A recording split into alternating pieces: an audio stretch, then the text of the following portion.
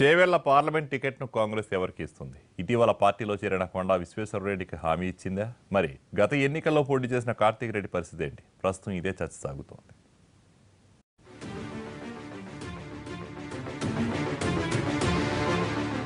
త్వరలో పార్లమెంట్ ఎన్నికలు జరగనుండటంతో రంగారెడ్డి జిల్లాలో రాజకీయాలు మళ్లీ వేడెక్కాయి. ఏ పార్టీ నుండి ఎవరు బరిలో నిలుస్తారనే చర్చ మొదలైంది. కాంగ్రెస్ నుండి ఎవరికి ఛాన్స్ వస్తుందోననే దానిపై ఊహాగానాలు నడుస్తున్నాయి. గత ఎన్నికల్లో కాంగ్రెస్ నుండి పోటీ చేసిన కార్తీక్ రెడ్డికి ఈసారి టికెట్ వస్తుందా రాదా అనే దానిపై ఆసక్తి నెలకొంది.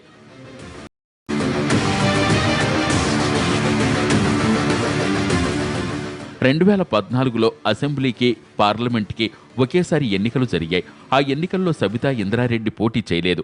చేవెళ్ల పార్లమెంటు స్థానానికి సబితా కుమారుడు కార్తీక్ రెడ్డి పోటీ చేశారు. అయితే టీఆర్ఎస్ అభ్యర్థి కొండా విశ్వేశ్వరరెడ్డి వికెట్ కొట్టారు. కార్తీక్ రెడ్డి ఓడిపోయినప్పటికీ చేవెళ్ల పార్లమెంటు పరిధిలో జరిగే కార్యక్రమాల్లో పాల్గొంటూ వస్తున్నారు. ఇటీవల అసెంబ్లీ ఎన్నికల్లోనూ కార్తీక్ రెడ్డి రాజేందర్ నగర్ అసెంబ్లీ సీటు ఆశించారు. కానీ పొత్తులో భాగంగా టీడీపీకి ఇవ్వడంతో ముందు నిరసన వ్యక్తం చేసిన తర్వాత బుజ్జకింపులతో కామ్గా ఉండిపోవాల్సి వచ్చింది. అటు మహేశ్వరం నుంచి బరిలోకి దిగిన సబిత విజయం సాధించారు.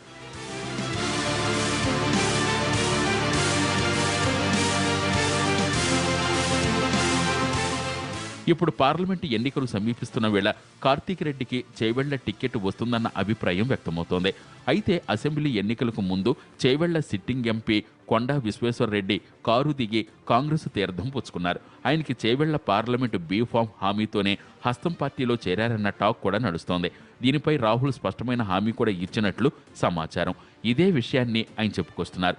తాజా పరిస్థితుల వేళ కాంగ్రెస్లో గ్రూప్ రాజకీయాలు బాగానే నడుస్తున్నట్లు కనిపిస్తోంది. మరోవైపు తాండూరు ఎమ్మెల్యే పైలట్ రోహిత్ రెడ్డి మద్దతు కొండాకుంది. అలాగే వికారాబాద్ మాజీ ఎమ్మెల్యే ప్రసాద్ కూడా ఆయన వైపే ఉన్నారు. ఇలాంటి సమయంలో చేవెళ్ల టిక్కెట్పై రచ్చ జరిగే అవకాశాలు పుష్కలంగా హైకమాండ్ ఎలా హ్యాండిల్ చేస్తుందన్నది ఆసక్తిగా మారింది.